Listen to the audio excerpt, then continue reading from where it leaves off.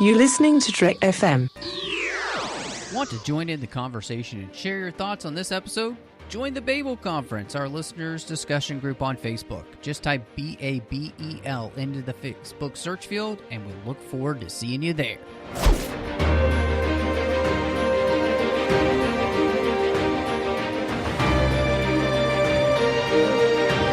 The 602 Club proudly presents Snyder Cuts, a Zack Snyder Directorial Podcast, and I am just one of your hosts here, Matthew Rushing, and with me, as he is every single week, do you bleed, John Mills? You will, Matt Rushing. You will. By the time this is over, there's going to be blood on the floor. We are here. It feels like it's all built to this moment of day versus night.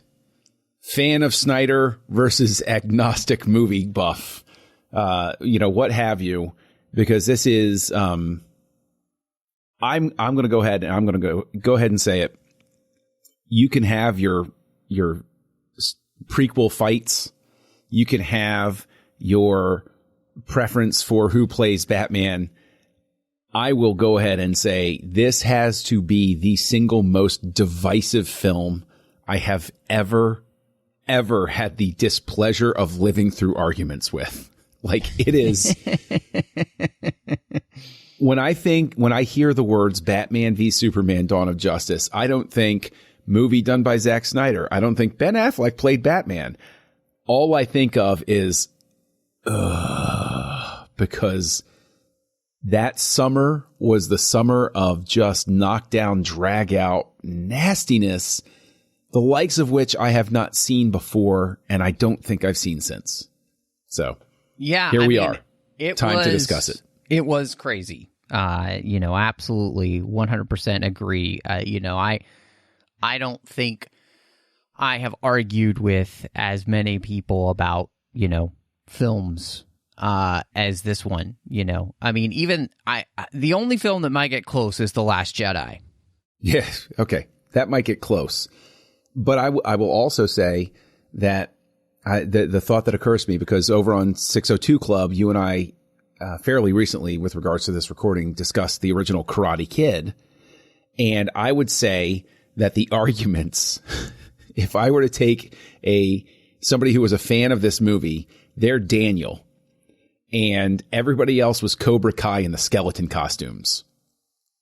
And Daniel's getting wailed on. And eventually I felt like the guy that came up to Johnny and put his hand on him and was like, hey, come on, what are you going to do? What are you going to try to kill him? Come on. And then I got shoved away. I didn't leave Cobra Kai, but I was the guy that had something of a conscience where it was like, okay, you made your point. Everybody just let's let everybody be alone here. So. As being the fan of this movie, I think anybody who's listened to the 602 Club knows, and anybody who's seen me on Letterboxd or just even on, social media, for me, this is the I Ching of superhero films. Now, before we get into everything, John, because there's a lot to talk about in the preamble of this, in the sense of the way this movie was released and yada, yada, yada. We're going to get into all of it. I promise you, folks. We're not going to cut any corners tonight. This is going to be a great show for you. I'm super excited to get into it, as I was with the Man of Steel show, because, again, John and I are kind of coming from different places, which is, I think, what makes this so interesting, is the whole exercise that we've been going through with Snyder's film. So, before we do all that, I do want to say thank you so much for joining us. We really appreciated the massive support that Snyder Cuts has been getting from you guys, and the conversations that it spurred online with you. So we really appreciate that. Please don't hesitate to reach out to us on Twitter at the 602 Club or on Instagram at the 602 Club TFM. If you want to talk specifically about Snyder Cuts, please just use the hashtag Snyder Cuts. John and I would love to talk to you about everything that we've been discussing here on the show. And of course, you could support the entire network here over on Patreon at patreon.com/TrekFM. If you like what we do here, please make sure it keeps continuing and support us through Patreon. And of course, you can find the network at Trek.fm on the web. You can find us on Facebook at facebook.com/TrekFM. And of course, we've got the listeners only discussion group you can find called the Babel Conference. And you can talk to listeners from all over the world. So, John, let's get into one. Before anything else, let's just start off with our first viewings of this film and how it went. Okay. I lived in a different state at the time, and it was always for these big premieres, whether it was the new Marvel movie, whether it was this, Batman v Superman, whether it was anything that was high profile. I was 45 minutes away from an Alamo draft house. I lived in Virginia at the time. And it was worth it to me because Alamo strictly enforces no phones. Right. They kick you out for talking. Totally my bag, right? Worth the extra money and time. I saw Force Awakens there. I saw a re-release of Evil Dead, all of this stuff. And I say this to set up, it was the optimal type of viewing situation from the standpoint that I loved the theater. I knew the presentation was going to be the best, or supposedly going to be the best that it could be. There was an unfortunate hitch right from the get-go. My dear friend who went with me, he was in charge of getting the tickets, and we wound up only able to get the tickets to like the 10:15 or 10:30 show. It was either 10:15, 10:20, or 10:30, something like that. Doesn't matter. It was late because I knew this movie was two and a half hours ish going in. Yeah. It's And definitely, just going in, it's definitely a longer film. So that already puts you at a disadvantage. And when you calculate that I was doing an hour and a half round trip and working the next morning, it was already sort of one of those things where it was like, this thing better be Oscar worthy, right? Because with those other showings, I was always going to the 7 p.m. and stuff like that, right? Well, we get there, we get in, and all I can tell you is I was not a fan. I'm going to try to couch this as gently as I can, because I don't want to be as much of a blowhard about it as I was at the time. I looked up my original Letterboxd review. I gave it 1 star. I said it was a cacophonous mess. I remember being angry at the end of the movie because I had wanted it to end, and I don't know whether the presentation was bad, whether they amped the speakers too much, but it was so loud during that final battle that I got visibly irritated. Like my friend could see my face sort of, I was putting my hands over my ears at certain points because it was so loud I couldn't stand it. And I'm not a grumpy old man. I want, heavy metal fan here, right? Van Halen concerts, all of that stuff. It was too loud for me. Part of that was undoubtedly that I was tired and cranky. And so, yeah. And then that led to, we did not see eye to eye about it. So I want to know, take me through your first viewing, because I know it was completely, absolutely different than mine. Yeah. I remember going to see the movie and getting out of it and really having respond to it. And I'll be honest, I think I was a little bit in shock because I didn't expect them to end the movie the way they do, in the sense that, they just straight up kill Superman. And I just remember being visibly, I'm sure if anybody was looking at me, just shocked on my face, probably, when, he gets stabbed in the heart. And then he's just lying there like a rag doll. I mean, there's no ceremony to it. I think there's something really beautiful about that. There's just no ceremony. So I was I remember coming out of it and just being kind of overwhelmed. It is, regardless of whether you like the movie or not, it is an overwhelming film. There is so much going on. And I think I immediately liked it, but I also recognized that there are things that it felt like should still be there. And so I think obviously this is immediately, the reaction to the film was what it was. People didn't like it, at least a segment of the population. I mean, it was, it got like 28% on Rotten Tomatoes or whatever. It was terrible. Yeah. But immediately the narrative kind of became about the film that there was a ton of stuff that had been taken out because the studio had wanted it to be a certain length, and that Zack was going to be releasing a ultimate edition of the movie, which is the one that we're reviewing for this podcast because it is his director's cut. Now, as we're recording this, if you're listening to it in the future, we have not gotten to see the remastered version because it has not dropped yet. It's actually coming out on HBO Max, just saw today, on the 18th, which is the same day that the release of Justice League comes out. So Zack Snyder's Justice League, that is. So we haven't gotten to see basically in it all of its full Zack Snyder glory. We truly haven't even seen that yet because of the IMAX sequences being put back in their proper ratio. So all that said, it was just there was so much going on with me, and I knew that was coming out. I was really excited, and part of that, if I were to go back, I think, and to listen to my review of the 602 Club talking about this film. A lot of the things that people had problems with were things that I didn't have problems with because the Ultimate Edition proved me to be right in what Zack was trying to do story-wise. So let me ask you about that. Okay.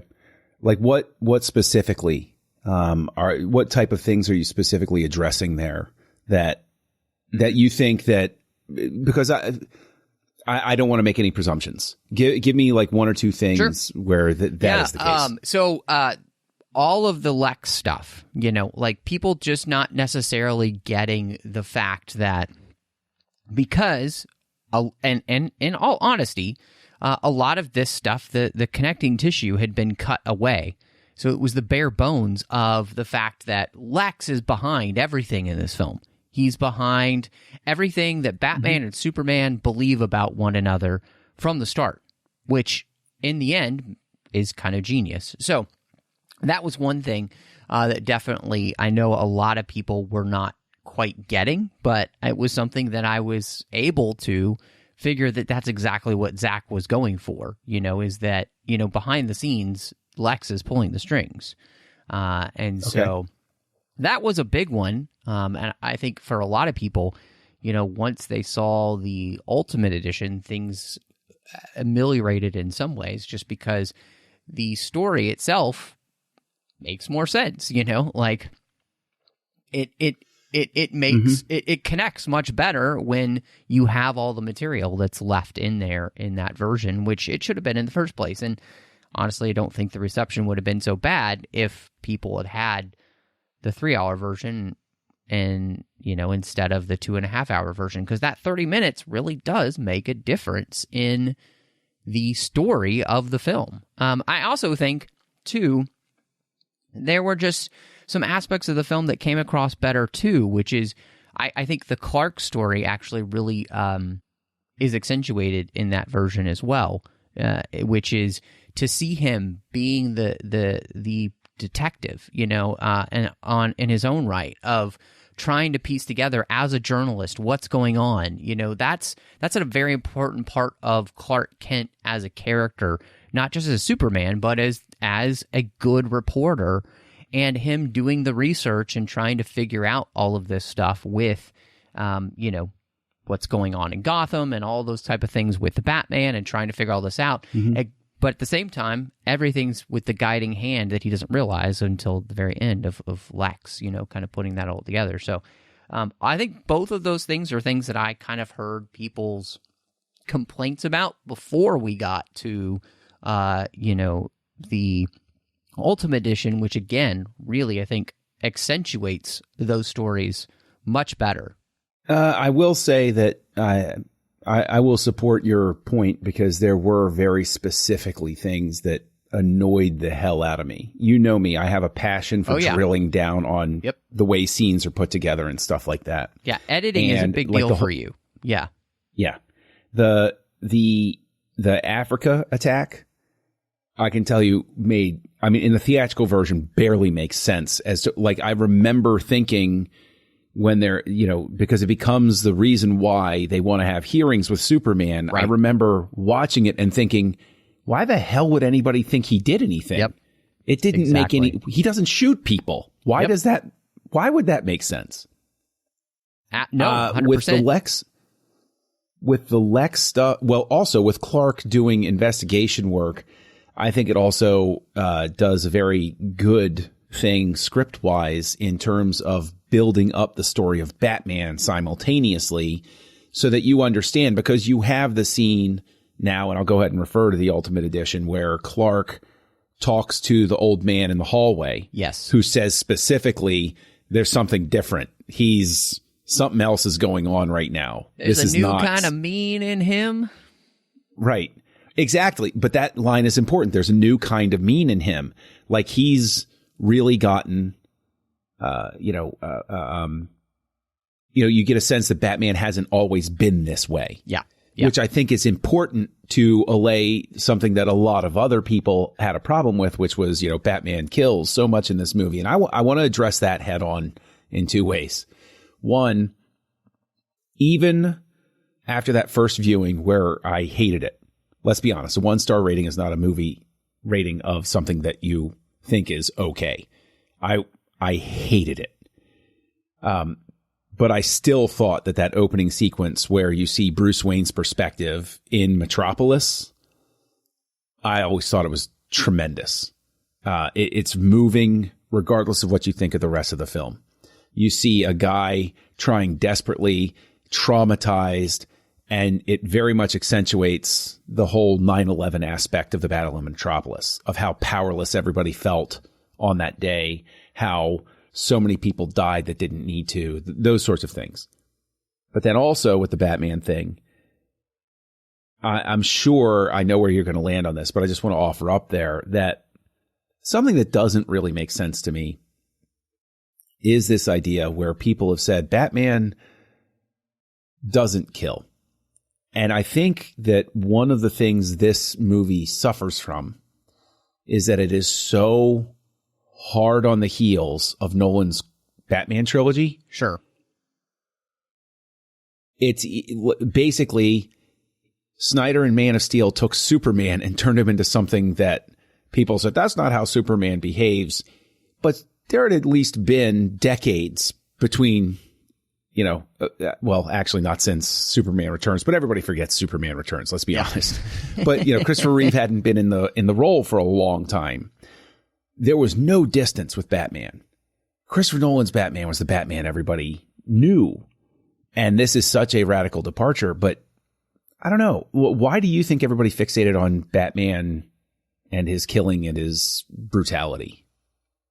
Well, again, I think you're absolutely right. It's recent bias, right? We had just had the Dark Knight trilogy, and of course, he's so keyed into the idea that he will not kill, even in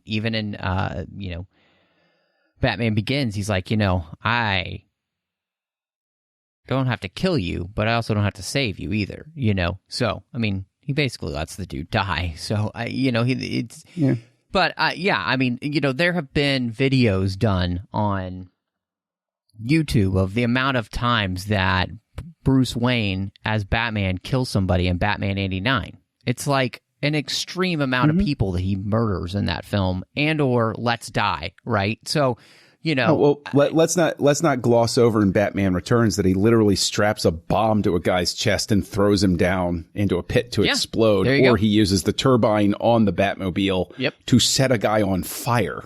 Yeah, so there you go. Yeah, Batman has killed before. Yeah. So what I was always so surprised with, for me, was why this was such a problem. And mainly it was because, to me, it made so much sense that we already knew Zack was going to have an older Batman, a Batman that had been through the death of Robin. We knew this into the lead up of the film. So a Batman who's been, and as he even says in the film, 20 years in Gotham, we've seen what promises are worth, right? And we just have a bad history with freaks dressed up as clowns.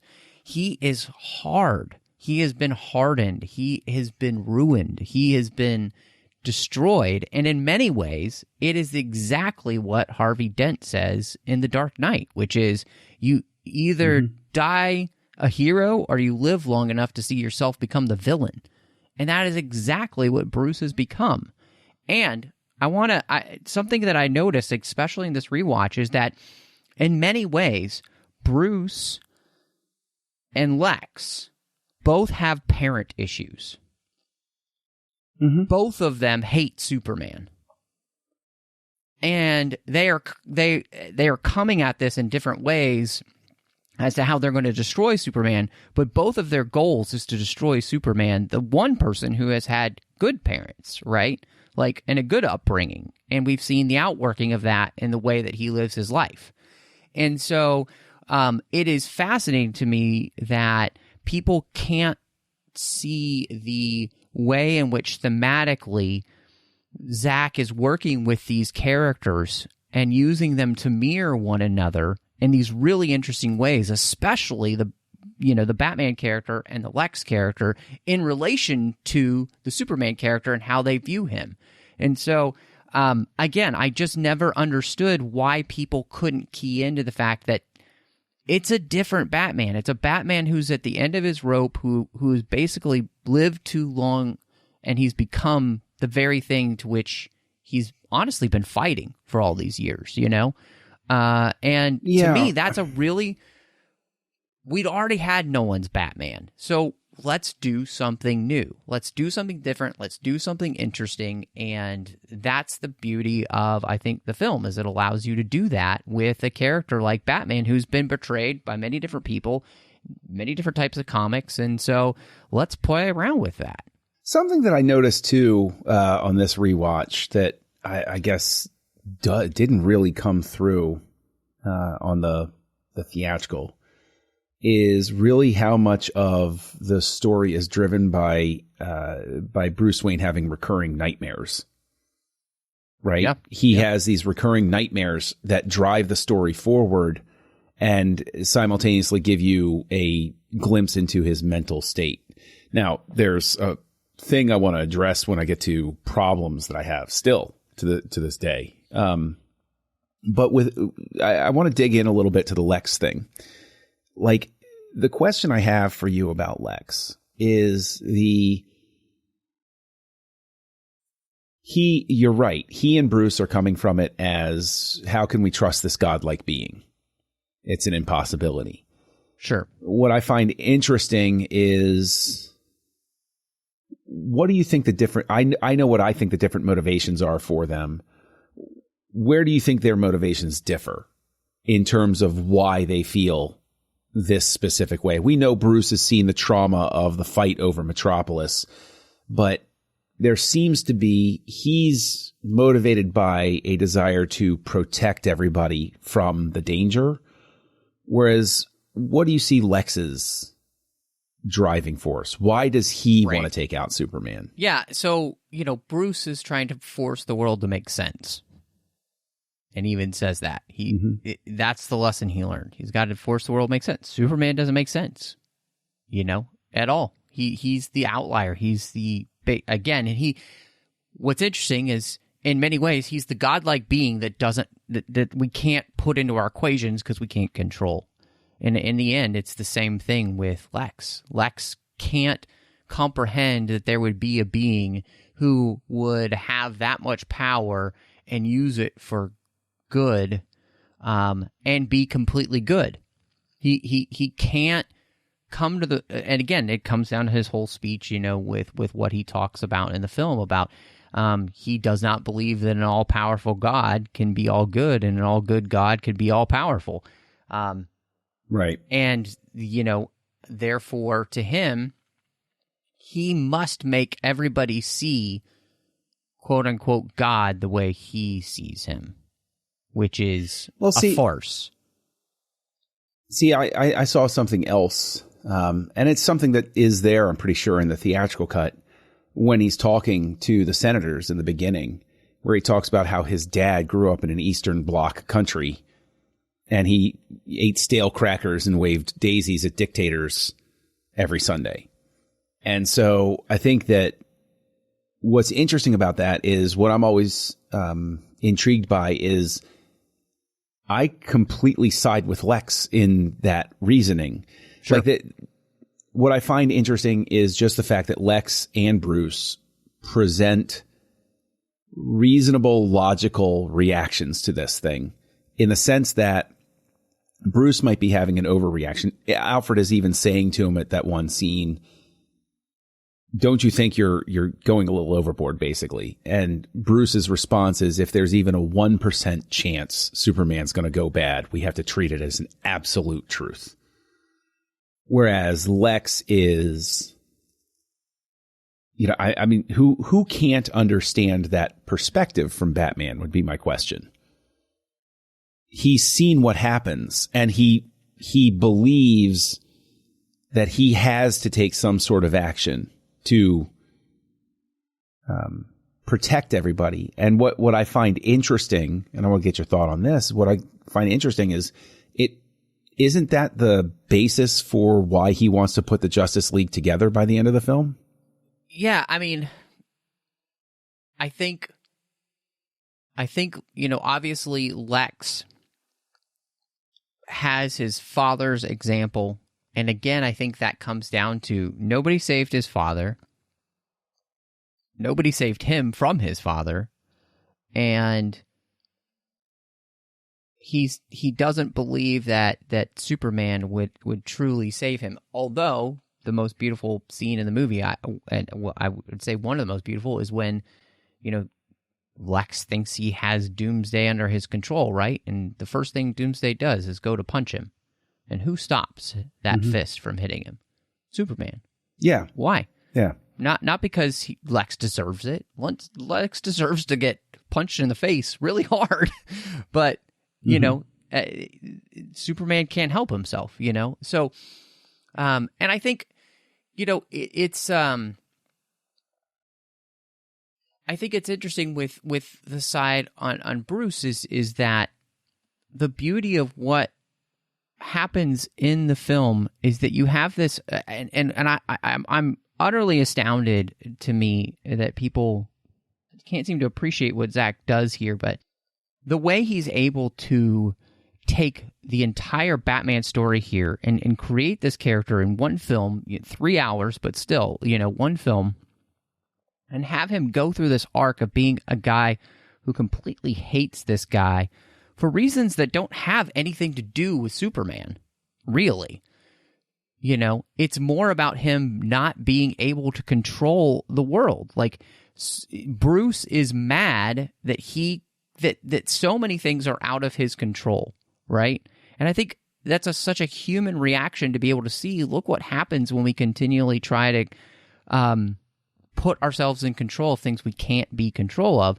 And to get to the end of the film and to have his humanity and heroism reawakened by a character he hated at the beginning is a great arc for a character. And then, of course, it's the very thing that, he has this premonition that the world is going to need heroes that are beyond him. He's just a dude. He just saw the reaction of, one of the things I love about the fight at the very end is that it shows Batman how useless he will be against gods.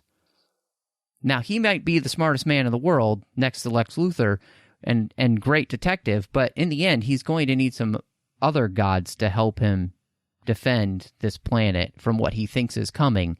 And therefore, again, there's just so much happening. There's so much depth to it. I'm just utterly astounded so many times when people just can't appreciate what's going on. Well, to provide a fair counterpoint, don't you think that some of the failure to connect is because, number one, the theatrical cut, I cannot emphasize enough, when they cut it apart and put it back together, it just didn't work in a lot of ways. And one of the things I want to address, that there's a lot here that you've hit on that I want to come around to, and I don't want to bog it down, but I always enjoyed the nightmare that he has, where you see the Omega signal. Omega signal means virtually nothing to me because it's been so long since I've read DC Comics. I'm like, I know what it is, and I know who Darkseid is and stuff like that, but it's not exactly like easy recall sort of thing, that Wolverine's name is Logan or something, right? Make mine Marvel when I was growing up. for the most part. But I actually think that nightmare scene plays better still, even in this cut, if they cut out the Flash thing at the end where he's saying, Bruce, she's the key, save Lois. Mm-hmm. That is a bridge too far. That was, and I remember even seeing that for the first time. If he had woken up from Superman killing him with his heat ray after this big nightmarish future Earth, that would have been jarring. It would have been like, wow, I just don't think that the Flash popping in comes across as anything but we're going to put something in for the sequel in this moment. Yeah, and it actually would be 2 sequels away because the whole second Justice League would have been in the Nightmare universe. Right. So yeah. It would have. He's definitely. I mean, he's got a 5-part arc, and all of this was meant to be together. Like basically Lord of the Rings. Like Justice League 1, 2, and 3 would have been like your Lord of the Rings. But my hope, and I know he's not going to make any edits to the new IMAX release that they're doing. Sure.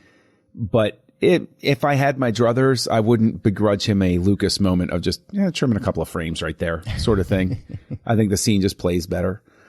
But at the end, don't you think that there's so much going on? There's so much happening.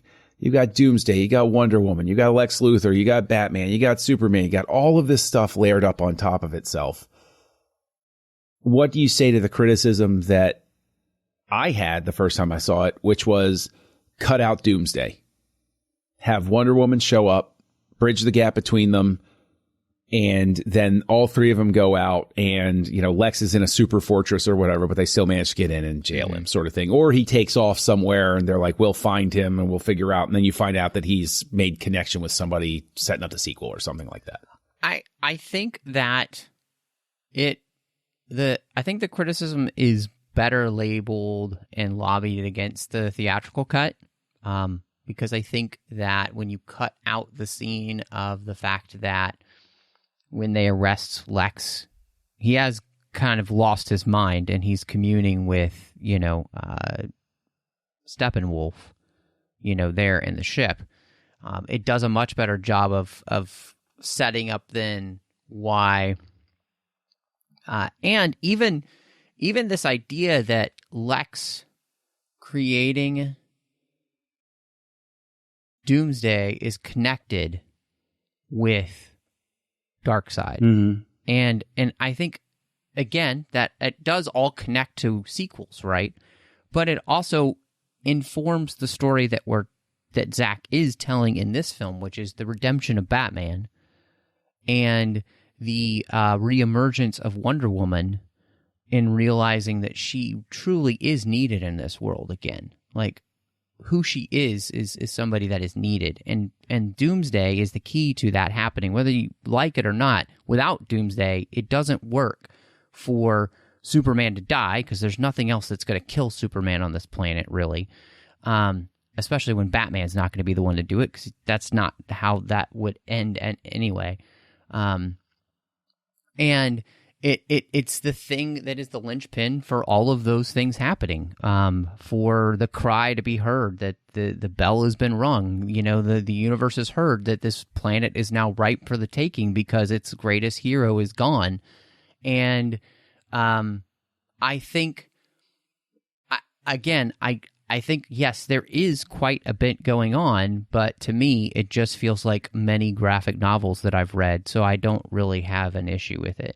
Well, I mean, it can feel like a graphic novel, but that's not necessarily the best way to tell a story, like on film. One thing I wish were clearer, and on this one, I think I got to a point where it makes a little more sense, because at the funeral now, the way I interpret it is she asks Bruce, why do you think there's a threat? Right. And that's a flashback to him talking to Lex saying, trouble's coming, can't unring the bell. Yep. But the thing is, I think it breaks up the tempo, the rhythm of that part of the film so much that it should have been before the funeral happened. Okay. so that you would see that Batman had made the visit. And then later she says, why do you think maybe you have a flash or something like that? But we've seen already. And he just says, just a feeling. Yeah. And you know that like he's just not telling her everything. Sure.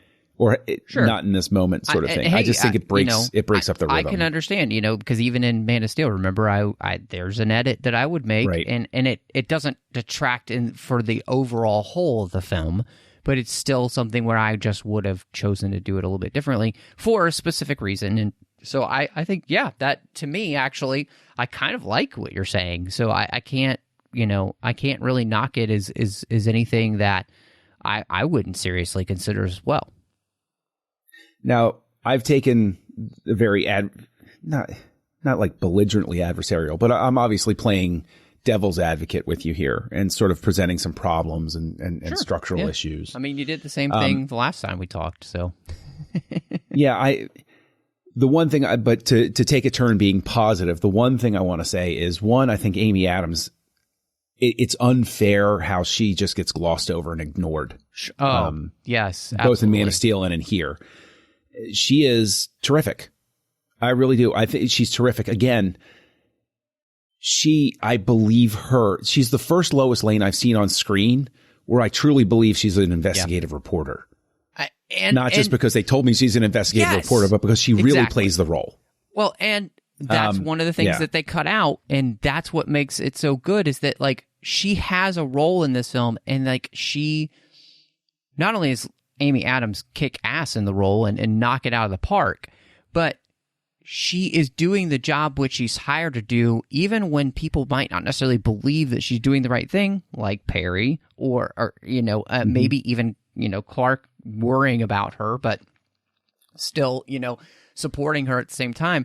But she's key to uncovering the plot of who is really behind all this. It's not Batman. It's not Superman. They're too wrapped up in the things that Lex has them playing games with.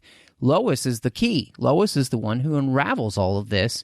And she's the one who, I think helps, Clark to be able to see that, right? So you're absolutely right. One thing that I think there's also a processing error, that just talking about Lois made me think of Falling Off the Tower, is I know that there's a cut scene where Superman flies around town trying to listen for his mom, and he's ignoring all of these problems that he's hearing because he's so focused on trying to save her.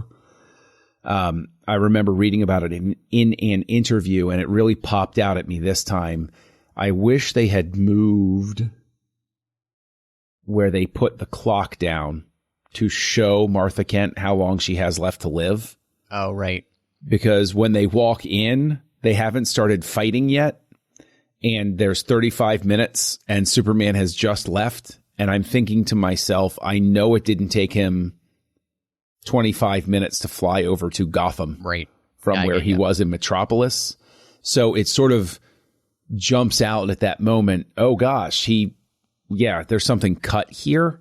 Whereas either just removing the clock, she doesn't need to know how much time she has left, or putting it in as a way to cut up the fight sort of thing would have worked better, I think. Yeah. But another person I want to sing the praises of is, and I thought he was great in the last film too, but Lawrence Fishburne as Perry White is just a treasure. He's fantastic. I love just like he gets to indulge his sarcastic side. I love the moment where he's sitting there and Clark is pitching, going and investigating the Batman. And he says, crime wave in Gotham, water wet, because it's funny.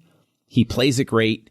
And it also does some of that world building for us that the people in Metropolis are like, it's like San Francisco versus Oakland, where it's like, Oakland's a little bit rougher than San Francisco, or at least it used to be. That sort of thing. But, I do give Lawrence Fishburne a lot of credit, because I think he does a lot with his role, in this movie. I wanted to ask you about the score. Sure. Because one of the things that bothered me, when I saw it at first, and I think it was, I mean, Hans Zimmer always helps out people get into the industry. And he's actually, I think he's a terrific artist because he elevates and assists people. And he brings in Junkie XL here, Tom Holkenborg. Do you think that this score is as good as the Man of Steel score? Or do you think that it has a ways to go? Because, does some of the bombastic nature of this one overshadow some of the better music, like, the Beautiful Lie music from the dream sequence, which really it's a beautiful piece of music. I mean, I like this score a lot, and I listen to it quite a bit. So I think the score has a darkness to it that is intentional, and I think works really well for the film. I mean, even the, hard-edged kind of Batman theme we get, is just a man who is on the edge of breaking, just completely breaking, and just has so much bitterness and hate in his heart. And I love that we don't shy away from that. I think it's really good. So for me personally, I really loved it, and I think it fits the film the way that it should, and it's not trying to be something that, put it this way, it's not the score that we got for Justice League, where, it just doesn't fit at all because it's Elfman doing what he wants to do regardless of whatever film he's given. This, I think, fits this film. I think it has some really incredible moments. I love the music that is playing when, we have the montage sequence of Superman doing all these things where he's saving people and the pundits are talking about him, I think that's really beautiful music. I love the music when he saves the girl from the fiery building and he comes down and, everybody, it almost looks like he's being worshipped. Which is an incredible scene. And of course, I personally love Wonder Woman's theme. I think there's such a wildness to that theme, which is really cool. So I know you don't really love the whining cello. Yeah. I was going to say that the nicest thing that I can say about the Wonder Woman theme is I no longer despise it. I hated it in this movie. I really, sure. It basically felt like a cat was doing spinal surgery on me. I'm glad you don't hate it anymore. Now they used anesthesia, so at least it's not as painful. Yeah. But I mean, I like the score a lot personally. And so I'm really interested, of course, to see then what will happen once we get the 4-hour Justice League score. So, well, as much as I've had to come to peace with the Wonder Woman score, and it's not nearly as bad as I originally said. I'm sure there's just something that's a little hyperbole may have been used back then. Probably so. No, and just now, I think that. Most likely, the more that I've thought about it through the years, I really think the sound mix in the movie theater was off. Something was wrong. Well, and I mean, gosh, you guys were just talking about that with Interstellar on House Lights with, Tristan talking about the sound mix for that. Yeah. So, I mean, that can completely ruin a movie. Yeah, it really can. Another bit that I want to get your take on is I understand marketing pretty well. Mm-hmm. I really think Wonder Woman suffers from what I would call Terminator 2 syndrome, where they gave away in the marketing leading up to Terminator 2 that Arnold was the good guy this time. Sure, yeah. And so the movie is still structured for a reveal, an aha moment, whereas nobody walked into that movie thinking Arnold was the bad guy. So all of the tension was completely set on fire and thrown in the dumpster for the first 30 minutes of the movie. Do you think that the marketing caused the reaction to Wonder Woman to go a little sideways? Because everybody knew, because they're playing a mystery through it. Mm-hmm. Was she the white Portuguese? Is there something going on? Who is she really? when the whole time you're sitting there, you're saying, it's Wonder Woman. Right. It's Wonder Woman. Yeah, I can understand why that would be the case for some people, for sure. And, and you know me, like, I watch trailers for movies. I don't watch any clips of films that I haven't seen. I don't do the extended work, you know. I don't want that. And so I almost think it would have been better for the movie to not have introduced the fact that Wonder Woman was going to be in it and just have it be a surprise, as well as Doomsday. I think both of those things should have just been surprises for the film, because I think going in, both of those raise expectations for a viewer because of what the implications could mean, possibly. And so I think just going in, anytime going into a film, the less you know about it, other than just like the basics, is best, you know? And so I think you have enough of a hook with Batman v Superman than needing any, and Lex Luthor being in the film. You have enough material to work with marketing this film without bringing those two into it. I will also acknowledge, yes, the first trailer for this was simply Bruce Wayne showing up at the party and him talking with Clark, and it was great. I was so stoked for the movie after that trailer. I said, oh, I love the way this is playing. I love the way this is set up. And then when they got to the later ones and I saw, as I dubbed him, Nuclear Bizarro Doomsday Man, that poisoned the well for me, because I don't know how I would have reacted had I not known going in. But seeing it immediately soured me, because I said, oh, I know how this is going to end now. Okay. Like, and it's not that I knew that Superman was going to die. I just knew it was going to be a big fight, and that how it was going to go. And I didn't really care for the design of Doomsday when I first saw it. So, you know, it was one of those things. But near the end, and this is something that, again, jumped out at me this time, because I'll go ahead and spoil it. I did rewatch parts of this more than once to prepare for this, just so I had everything in my head. I really struggle with when Diana gets the email from Bruce and says, you know, here's your picture. Who are you? And then she opens, like, that's enough. And then go to the fight. The fact that we detour and we open all of those files and watch all of these introduction videos, I think is just a massive mistake, because it, again, like the Lex scene at the end, it completely breaks the rhythm of the film. And I think it's not as, you know, it's one of these things where all of a sudden we've gone down this rabbit hole and these guys are like, oh, right, yeah, Batman's going to fight Superman. And it's like, oh, wait, what? Like, it really messes with the tempo of things. Yeah.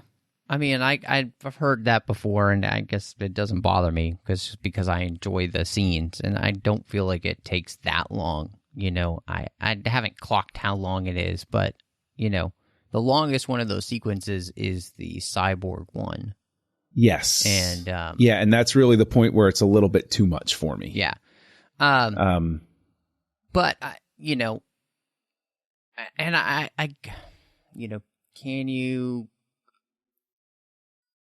Is it just enough to have her have had Bruce see, you know, the symbols and know they're coming, and that those would be the ones you're looking for? Is that enough? Yeah, maybe. So, you know, I think one of the things, obviously, we've talked about before is that, you know, Zack does what Zack wants to do, regardless of what other people think. And, you know, I think this is one of those places where he liked it. He wanted it in, you know, and so you can either like it or you don't like it. But, you know, for him, he felt it was important to have those little clips there to give people a taste. And I think also, as I'm kind of thinking about where things were at that point, you know, you're also giving people the opportunity to have a taste of the films that were going to be coming, right? At that point, we were going to be getting the Wonder Woman film. We were going to be getting an Aquaman film. We were going to be getting a Flash film. We were going to be getting a Cyborg film. So this was a way of introducing people to those characters before they saw them again in solo films, which, is it the best choice? I don't know. I don't have a problem with it, but I could see where you're coming from. And so do you just, leave it at the fact that make people go research, what the symbols mean if they don't know what they mean or not? So. Yeah, I'm just saying I would have done that. It's too much like the Flash popping in at the end of the nightmare sequence where I say, well, and that's just sort of a step too far. So Zack will probably never get to do Justice Leagues 2 and 3, but for the storyline, they would. The way time travel was going to work was that it was going to have to do with like where the Earth was and all that thing. So there were going to be 2 points that Cyborg had calculated that Flash could go back. One was that point, and another was another point. And Flash went back to that one first, and it was too soon. So it would have made sense later on. Of course, we'll probably never get to see that. And I think your point stands in the sense that, it would make sense in the long run, but does it help this movie? I don't know. To me, it was always more interesting to have that aspect in there because it just raised really interesting questions, I guess, going forward, and it never really hurt my enjoyment of the film. See, this is what I think is very interesting, especially because I think Batman versus Superman suffers from being released so quickly after Civil War, which had, Spider-Man captures everybody's hearts in Civil War. Everybody loves Civil War. Civil War is just right. That is the peak of Marvel's dominance. Yeah. Right. They haven't gotten tired for anybody yet. And nobody's really bored with the formula yet, anything like that. But what's interesting is where I go back and forth with this. I still think it's a mistake to have those moments. But Marvel figured out the cheat code with those damned stingers.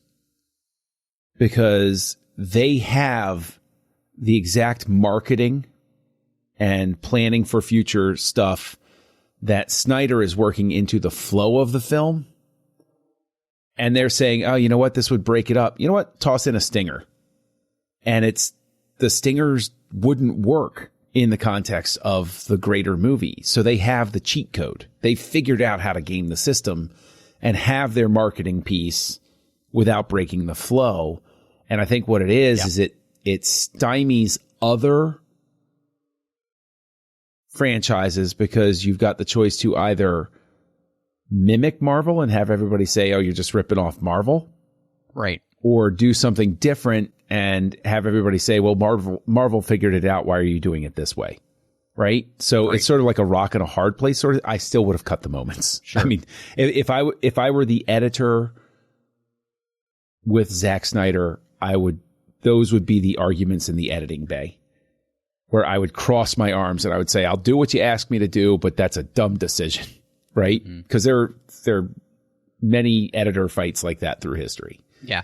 One of the things that I really think that is very interesting about the film is, a lot of people still had problems with the Superman character in this film, which I always found really interesting because, if we take the question of Man of Steel and we're just bringing it forward, I always thought it was really interesting, and a lot of people have made contention that it was too soon for Superman to die. And yet, I felt like, this film did a really good job of juxtaposing the people who love Superman and the hate Superman in this world, or just don't know how to feel about him, which I think is very legitimate way of portraying this. We've got the pundits talking, we've got the scenes of him saving people and everything. We've got the scenes of Clark being very proactive in his investigative reporting. And we've got him dealing with, and one of my favorite scenes in this entire film is the moment where Clark himself is wrestling with who he is in the sense of what he can do, what he can't do, what he's capable, what he's not capable of. And that moment where he saves the young girl, and it's the Day of the Dead, and all of these people are dressed up, with the skeleton look. And in that moment, what does Clark see? Is he sees all the people he can't save in the faces of those people. And it's a really beautiful moment because you realize, yes, people think he is this all-powerful God who has no limits to his power, and yet he's just a dude who still has other responsibilities, and he can't be at all places at one time, and so he does have to choose about who deserves to be saved and who doesn't, in the sense of how can he even do it, And so he's wrestling with these questions, and what I think is really beautiful about that is that we're finally wrestling with what it would really be like to be Clark Kent as Superman and to make these choices and how difficult it is for him. And especially in a more modern world where everybody is assigning political motivations when really he is just a guy trying to do the right thing. And that's not good enough for people anymore. Well, I mean, there is a school of thought, and I've heard people voice it, that Snyder gets poisoned in a sense from his time developing Watchmen. And that's why he approaches Superman this way. Is it's sort of the Dr. Manhattan treatment, but a little bit different. Like, how does the all-powerful being deal with being all-powerful, and what does it do to them mentally? The scene I think that is played well, and I thought it was played well even, from the first showing, was when he's on the balcony of the hotel talking to Lois. Mm-hmm. It's played so restrained, without a big blubbery, her screaming Clark off the balcony or anything like that. And I found it to be, it's some interesting acting choices there. And it's one of those things where I wonder if it could be would it change anybody's minds to communicate to them that these actors are making these choices with Snyder for a reason? Or do you think there is any recourse? Like, how would you sell to somebody that they should watch I know why I watched the extended cut this time. It's for this show. How would you go about trying to talk somebody into watching the extended cut who absolutely hated this movie and has not revisited it since, what was it, 2016 that it came out? So I would say, this is a film to which truly explores the depth of what it means to be a superhero in all senses of the word. But they've rejected that with their first viewing. They don't think that's a valid take. How are you going to get them to give it a shot again for 30 more minutes than they did the first time? I would say that the extra 30 minutes makes this film a much better film, a more cohesive film, and a rich film, much more rich experience.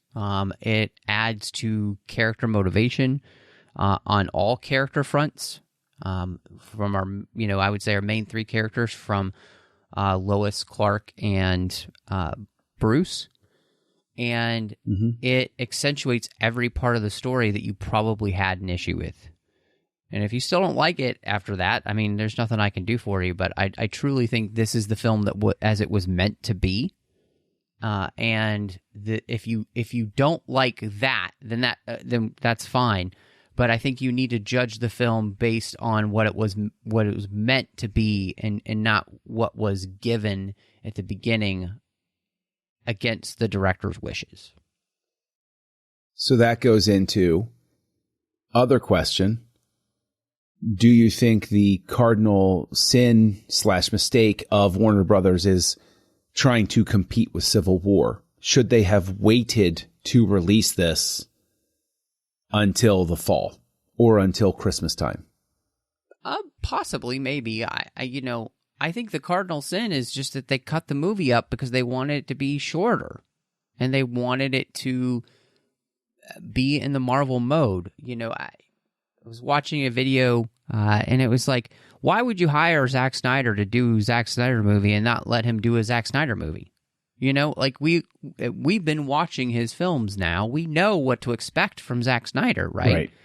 And so they come in, and I think we were having a conversation with a friend of ours, and you mentioned like this just becomes basically a pissing match between suits because, we're not making as much money as they are, and we need to do everything they need. And it's just like, it's not about the artistic integrity of the film anymore. It's not even about the films. It's just about how do we make as much money as they're making.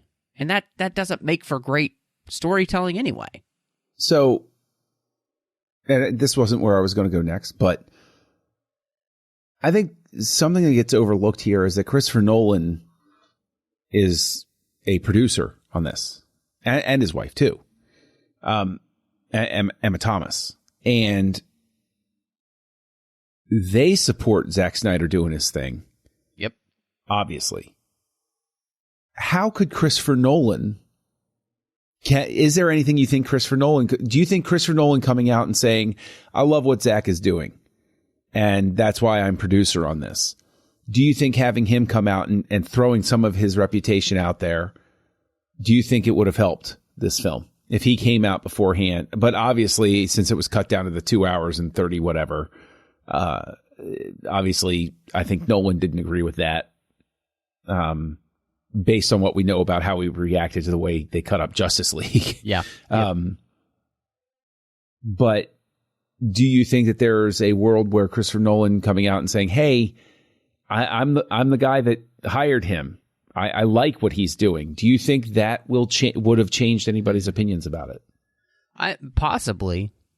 Would it have at least softened their criticisms? I mean, it could have. I think for him to come out and say something, about him liking the direction that Zack is going and everything, it's possible, and it's difficult for, I'm sure, him, because at the same time he's got to think about his own relationship with the studio, trying to get his own movies made, and that's really tough. The politics that goes on with all this is ridiculous, and we know much of that.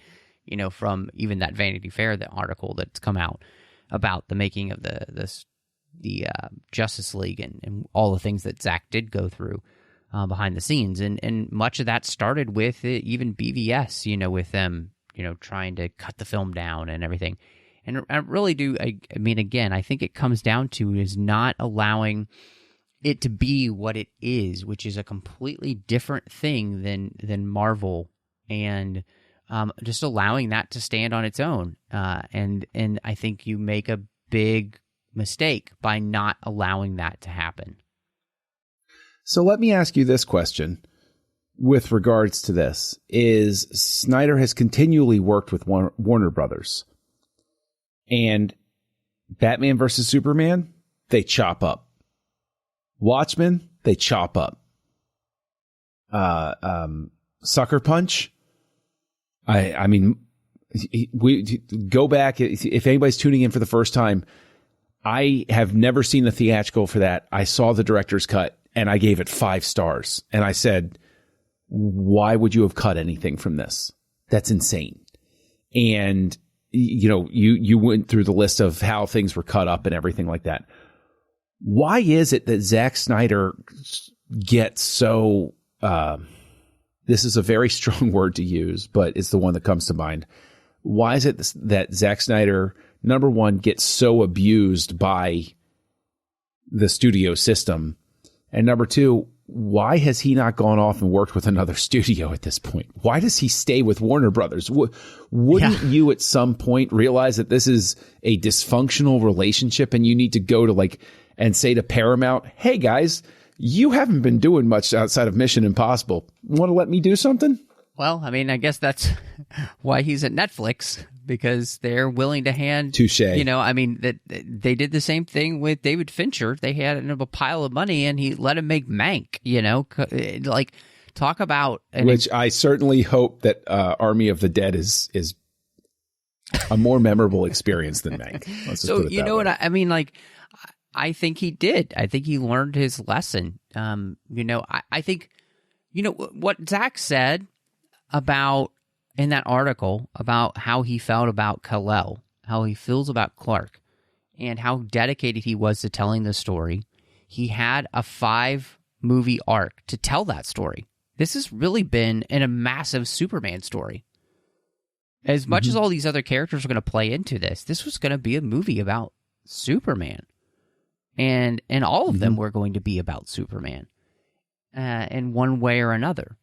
And so I think Zack was dedicated to that story. And I think part of that was that he was dedicated to it for the fans that had liked his Man of Steel. And, of course, Batman v Superman, just there was a massive divide of people who loved it and people who hated it. And so, I mean, if Bryan Johnson is any, measure of what we should like, he's like, I would either like somebody to hate my movie or love my movie, because at least they're having a reaction. So people had a reaction to Snyder. And literally people still argue about it online today.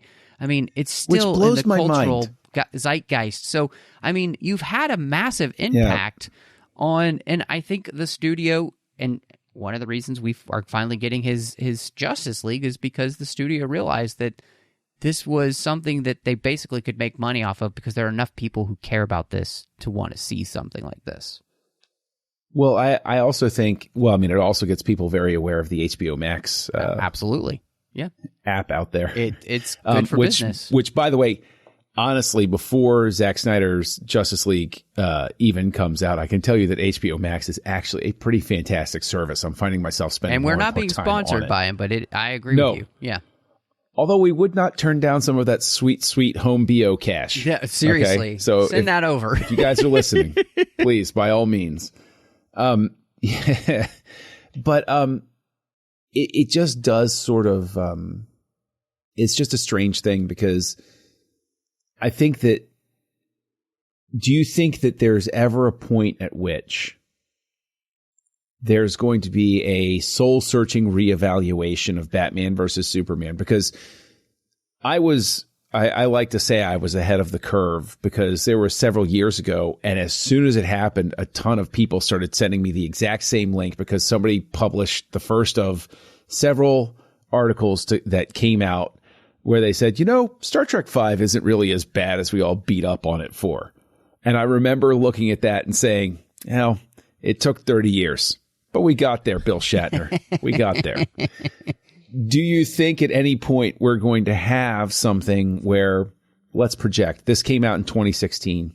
Do you think that in 2036, people will look back and say, they didn't give this movie a fair shake? Sure, watch the extended cut, but everybody was a little too harsh on it. Do you think we're going to hit a point like that in the future? I absolutely do. I mean, it's already been happening. I see articles pop up frequently from all sorts of geek websites and stuff about a reevaluation of this movie and why it isn't as bad as people think and why it's actually way better than people think. But I also think that the biggest clarion call as to why that's the case is how many people love this film and have been defending it for a really long time. I think people are starting to come around to it.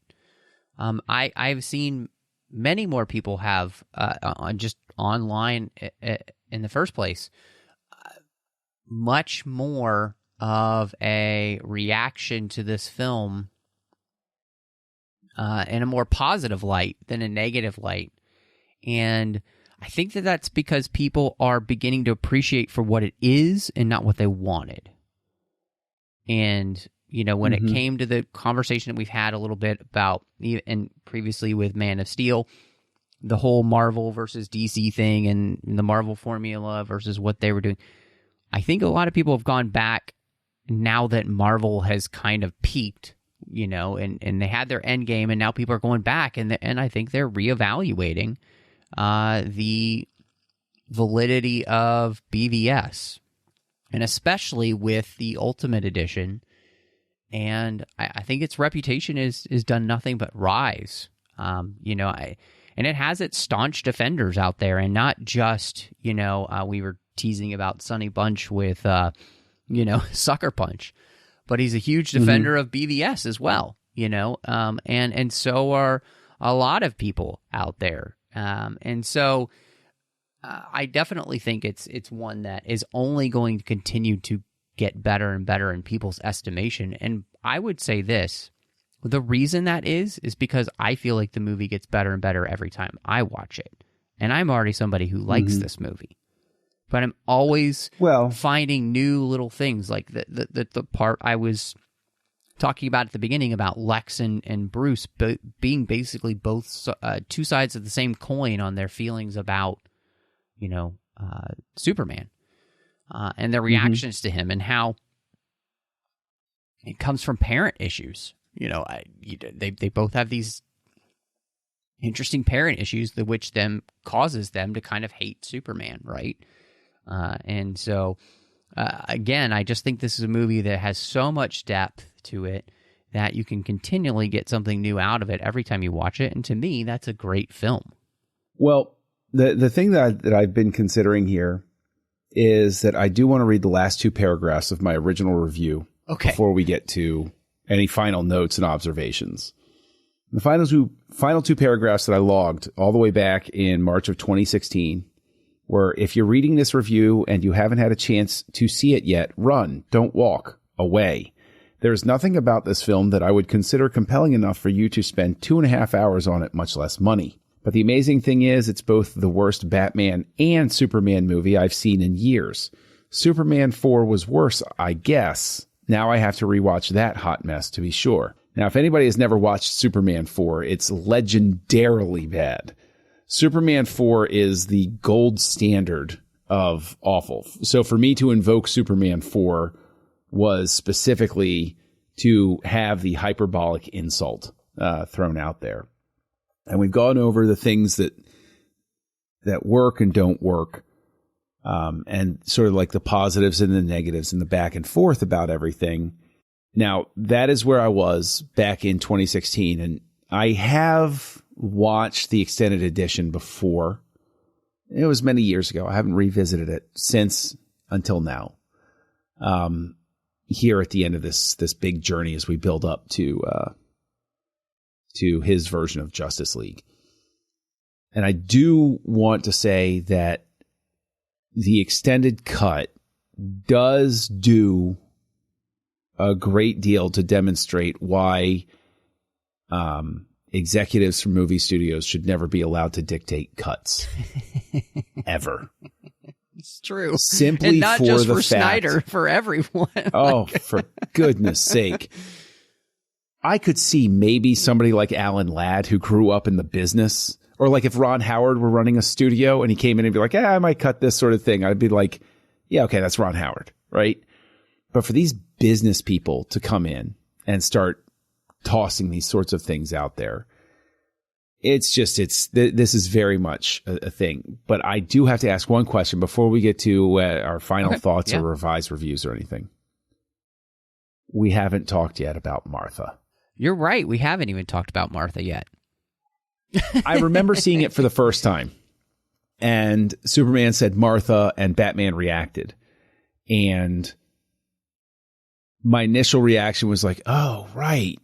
And then it sort of turned a little sour because everybody around me started snickering. And it is a moment where it sort of became poisonous there. There was venom about it. Where do you stand with it? Why does it work for you? Or why doesn't it? Is it something where you're like, is it something like the Flash popping in where you're like, yeah, it doesn't really work, but I don't care? Or is it something where you look at it and you say, no, dig it. I dig it. I mean, I hate to quote Justice League, but as Aquaman says, I dig it. I always thought it was genius, because most people never really put together that they have the same name. I mean, even if you read comics, you didn't really think of it, right?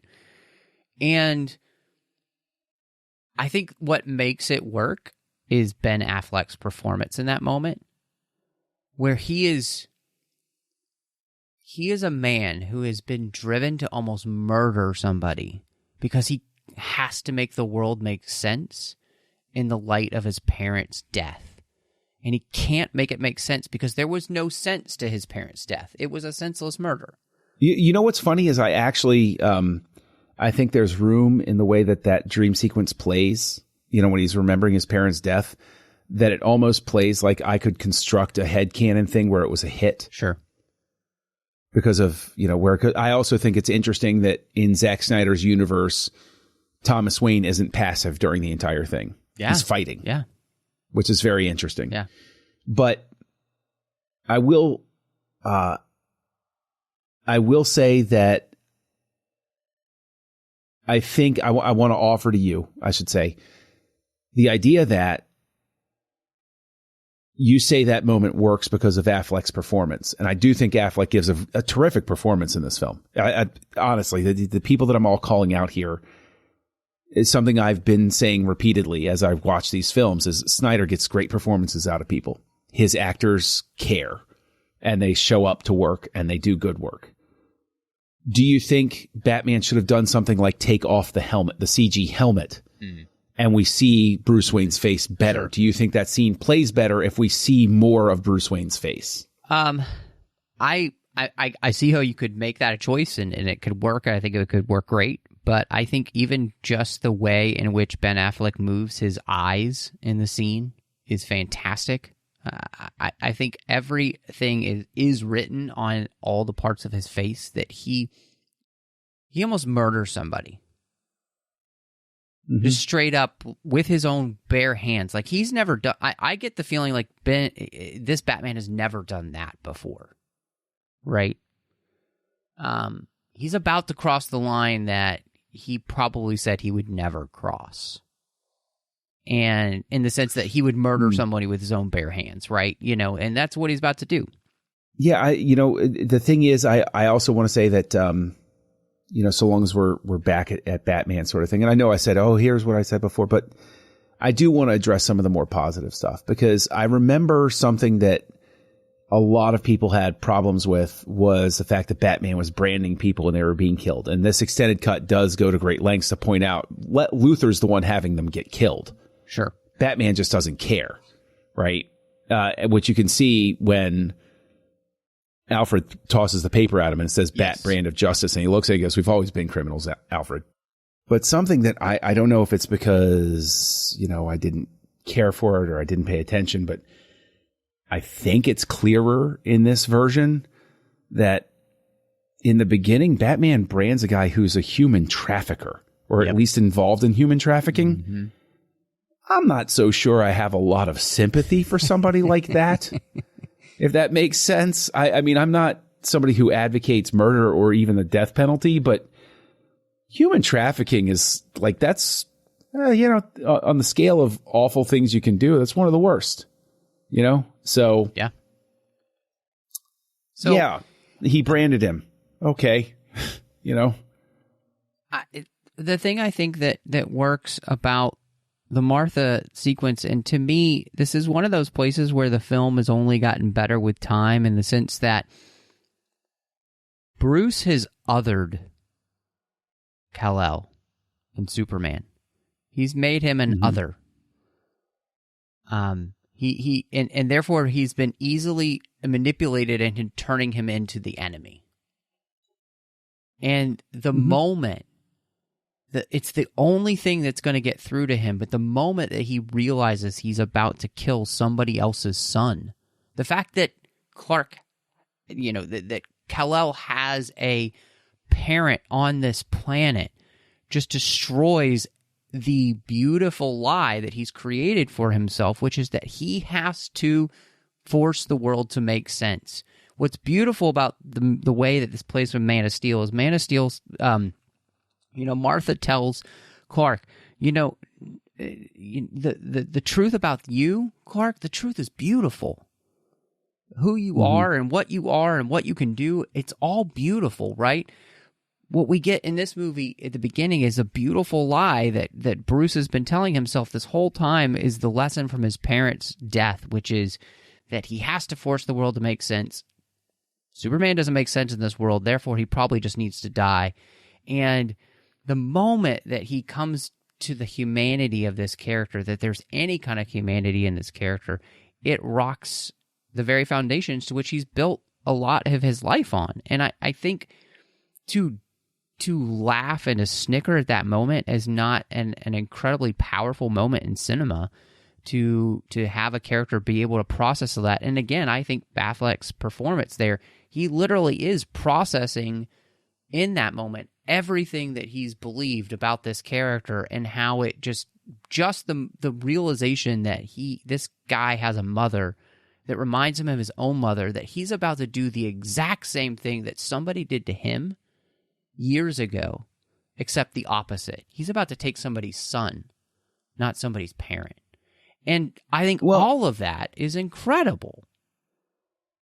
Well, I think it's actually, something that appeals to the libertarian in me is the fact that when you really break it down, you have something very much that mirrors sort of the war on terror, where you have a traumatized person representing traumatized people witnessing a gigantic, cataclysmic, life-altering event.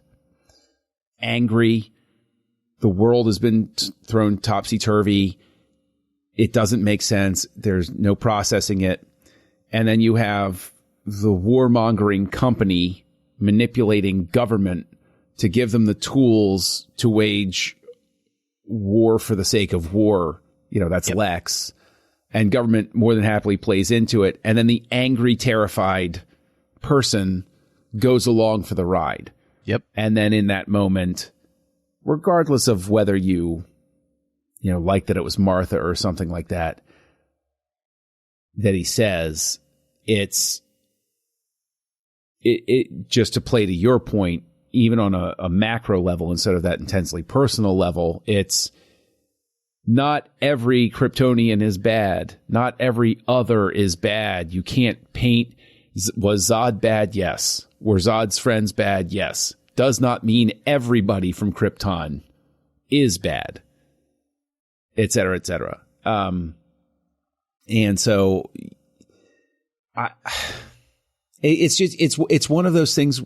It's one of those things where I think that you cite Affleck's performance. I will actually cite Cavill in that scene because I believe him as his humanity in that moment of the scared son. He's just saying, like, he's not even trying to save himself at that point. He's still trying to save her, saying we have to save Martha. Right? Because he's tried talking to Batman in the beginning and he's still trying to get help. Right. In that moment. Well, and can I just he doesn't point out, so many people have made fun of the fact that he says Martha instead of you have to save my mom. Like, Clark is an investigative reporter too. He knows who Bruce Wayne's parents are. And I feel like that moment is when he says Martha specifically because, yes, it's his mother's name. But it's also Bruce's mother's name. And by saying you have to save my mom doesn't work the same way as you have to save Martha. And to me, that was one of those places where it's not explicit in the film, but it shows this character to be one who's well-informed, more so than we actually see most characters in, I think, superhero movies be, as we've shown Lois to be. So to me, this really works. But again, that gets to, for me, the release strategy of Warner Brothers. And this is one of the things where if I was in their marketing department, I'd be jumping up and down. You're supposed to learn a lesson from Man of Steel. You release it hard on the heels of Avengers, which is the first billion-dollar comic book movie. And you see that it's too much of a gear shift. And that's like a year different. You're going to release this, which is so different from the Marvel formula, in the same month? Like, are you insane? Have you lost your mind? That's absolutely crazy. So,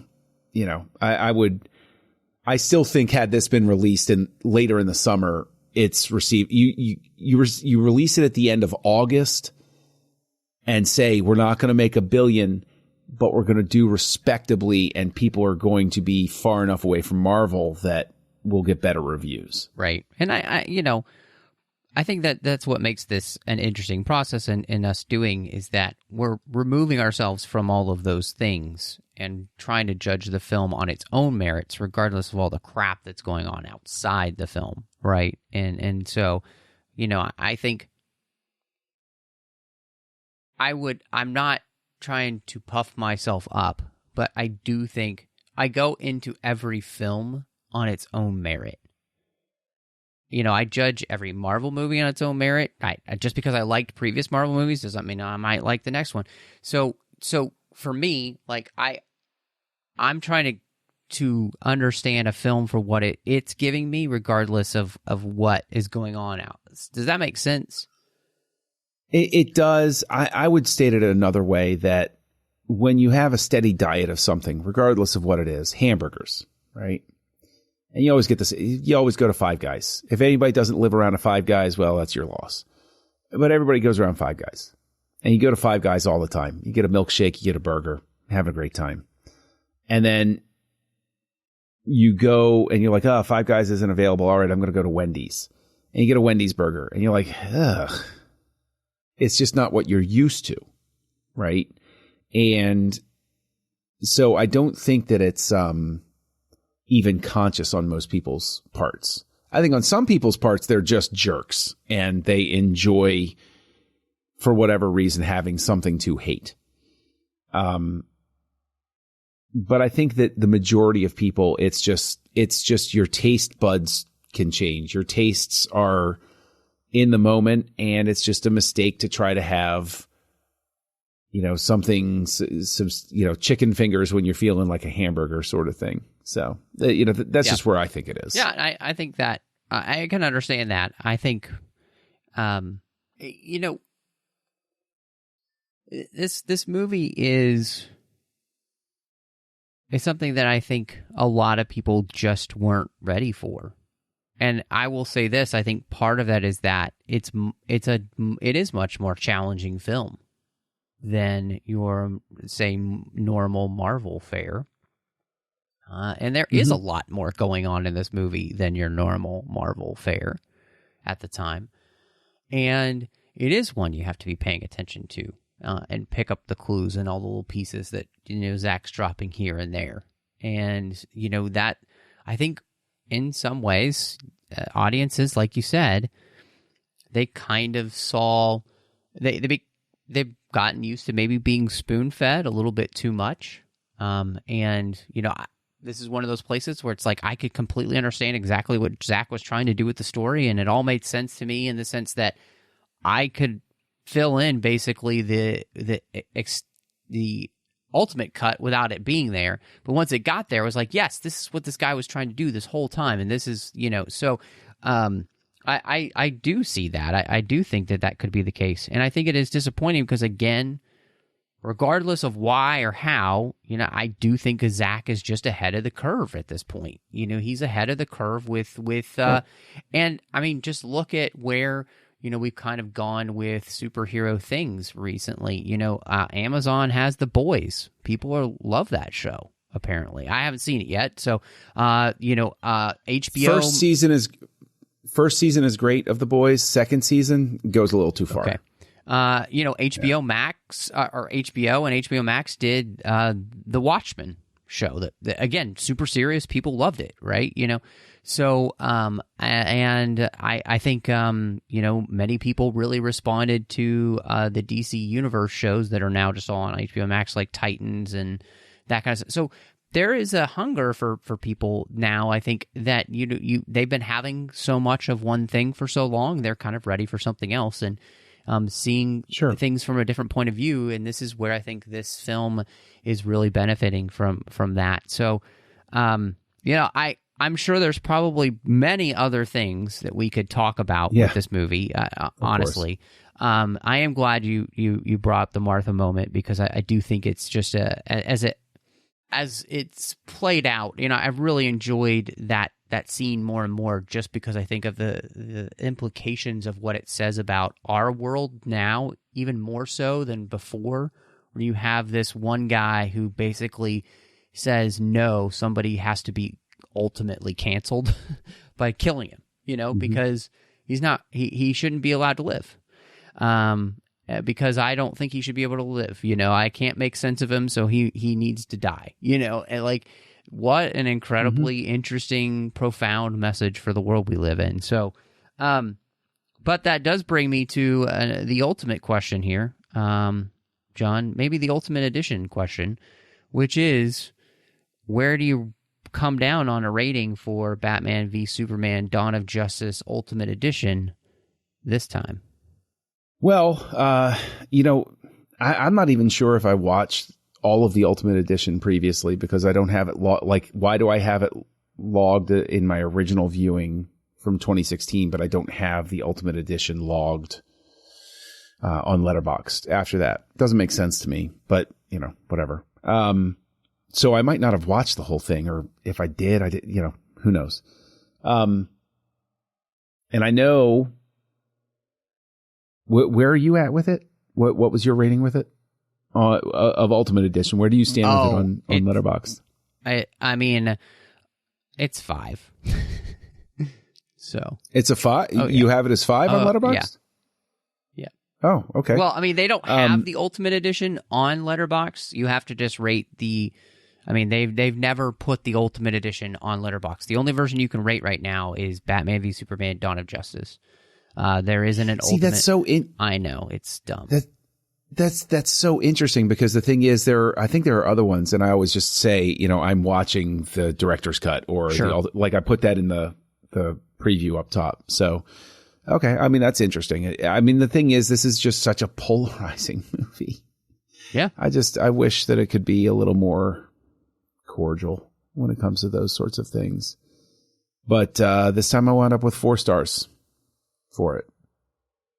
So you didn't do anything. You didn't do anything. You didn't do anything. This is just a movie that benefits greatly from the extra footage. And I still think, just like Watchmen, I still think that there is an in-between cut, that there's like, there's like 5 minutes that could come out of this one, then it just pops that much better. I'll take it. I'll take it. If you thought I was happy with John's rating of Man of Steel, I would be lying if I wouldn't say I'm on cloud 9 right now. Because well, there you go. That's your birthday gift for this year. It would be it's the first time in a while. Anyway, so yeah, it's the first time that I've ever gotten it to you beforehand. Before, it's true. So, I mean, just knowing where you came from, I mean, I remember your review on a podcast you did, and it was, I had to stop listening because I wanted to punch you so much. And that was quite a review show. I know the one you're talking about. So, I mean, it is fantastic that you've been able to move that far. And I think what it goes to prove is everything that we have been talking about throughout the show is that every time that the studio has stepped in to meddle with what Snyder is trying to do, it has been an ultimate detriment to the film. And the film has ultimately been better when just given Zack Snyder's control. And what I think is fascinating in this whole thing is that, one, we've made a Zack Snyder fan out of you, actually.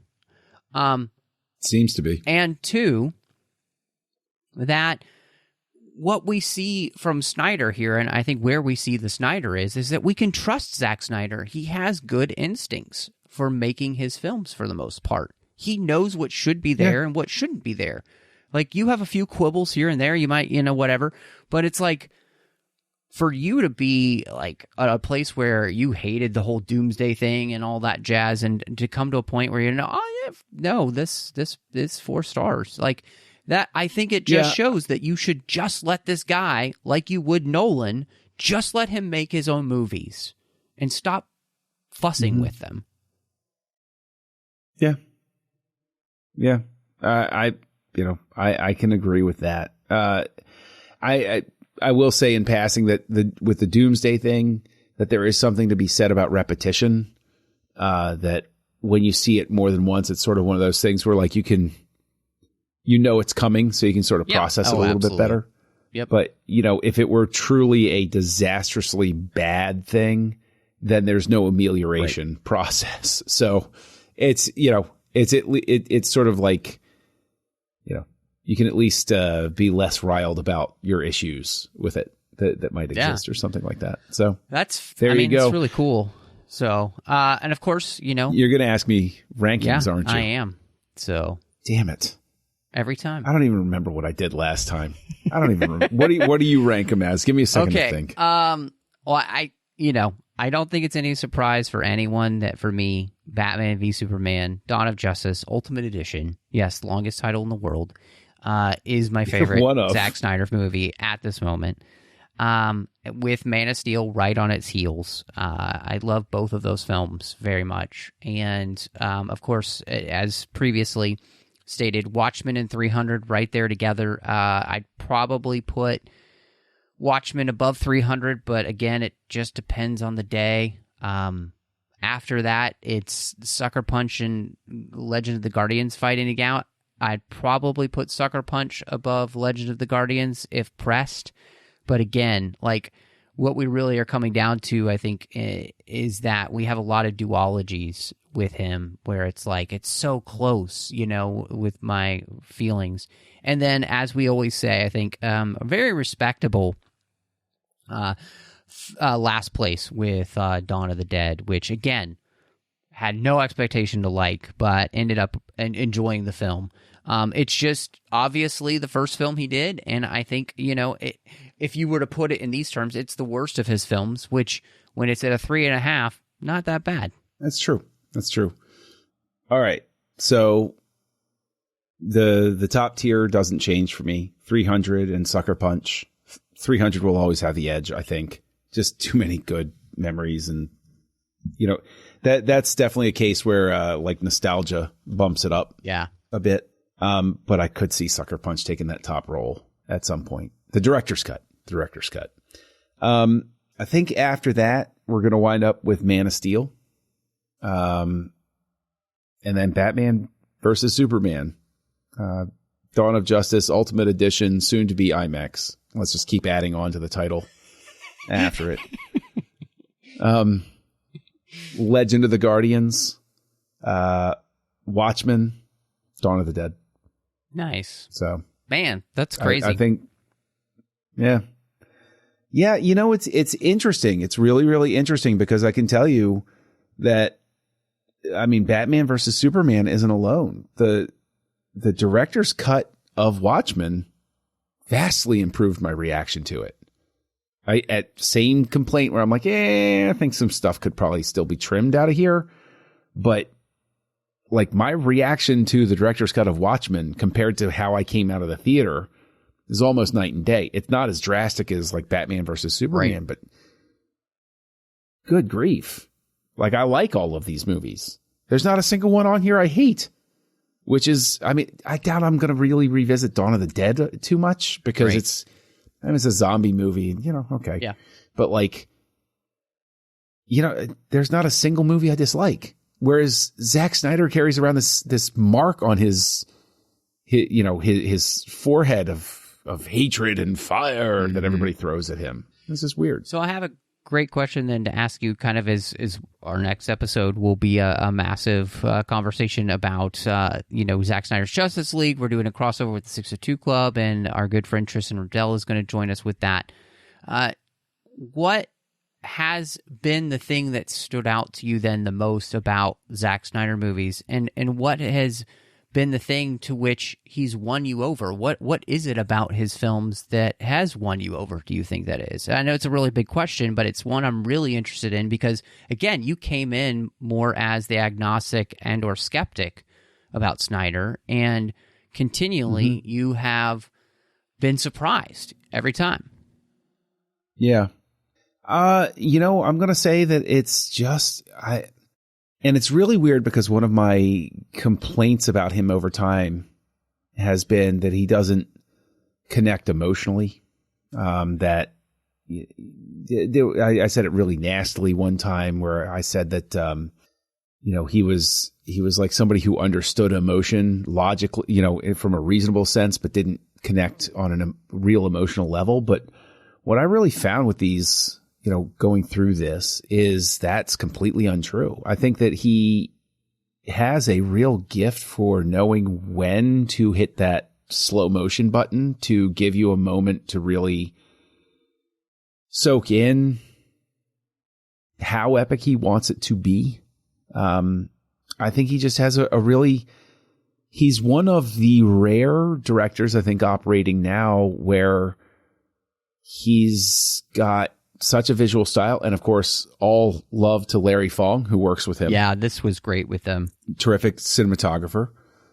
But I think that there is you go to Snow, Steam, Iron. Mm-hmm. This is somebody who can work without dialogue. I could turn the dialogue off on this movie and understand what's going on. And I really respond well to any film like that where it's not incredibly dependent on dialogue. Yeah, and I think that's one of the things you call out, obviously is the visual style. And I think one of the hallmarks of, for me, BVS, and I would say my favorite shot in the entire film is the one with Superman and Doomsday, and both using the heat vision. And that is the perfect splash page.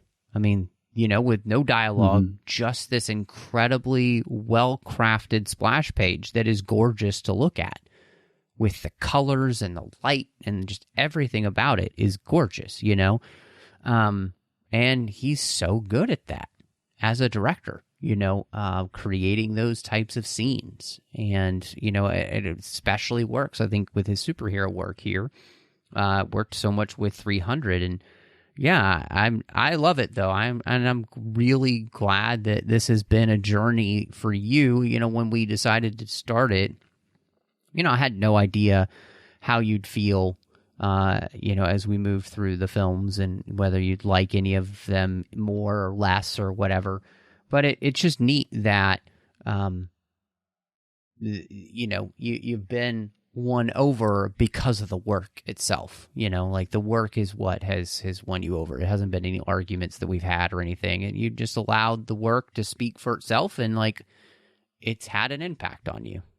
I have never in my life been as surprised as this with in terms of revisiting or visiting stuff, where I was pretty sure. I thought that this was going to be me primarily being a stick in the mud and having fun with you.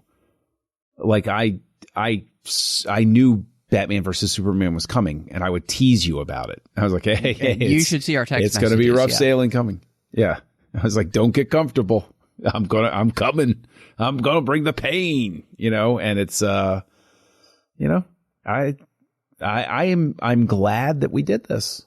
I really am, because now I can tell you that as we wrap up this recording, I'm legitimately excited to see Justice League. I was very interested to see Justice League, but now I'm legitimately excited. I'm like, okay, I really want to see where this goes.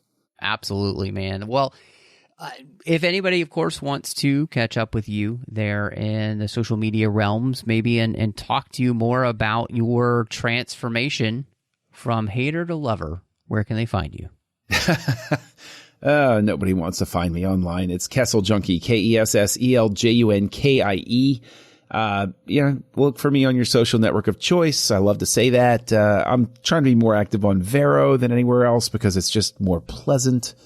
Letterboxd, as we've mentioned several times, and Goodreads. I have fun at those places. You could also find me over on the Nerd Party, where I am one of the hosts on House Lights, where we examine the works of directors, sort of like we've done on Snyder Cuts here. And I co-host that with Tristan Riddell. And also on the Nerd Party, I am co-hosting a Star Wars podcast with you, Matt, called Aggressive Negotiations. And it's a different type of Star Wars podcast where we do a lot of fun deep dives on that one, sort of the way we've done here on Snyder Cuts. So yeah, that's where they can find me. Where can they find you? Yeah, of course, you can find me on social media under the name MattRushing02. Please, if any of the social media platforms, just search for that. If I'm there, you can find me. Please do follow me. I'd appreciate it. And, of course, you can find me here on the network doing The Orb, as well as Literary Treks. The Orb's about Star Trek Deep Space Nine, and Literary Treks is about the books and the comics of Star Trek. Of course, the main 602 Club show, which we're talking about all of the fandoms we love, and hope you will definitely check that out and enjoy that. I want to say a huge thank you to not only listeners of Snyder Cuts, but 602 Club. We had a banner month last year, literally the highest downloaded month we've ever had in like the 7 years the show's existed. So incredible just response to Snyder Cuts and the 602 Club. So guys, thank you so much for checking us out. We really do appreciate it. Of course, you can find me over on the Nerd Party Network, not only doing Aggressive Negotiations, but I'm doing Owl Post with Drea Kaufman as we talk about Harry Potter one chapter at a time. But thank you so much for joining us.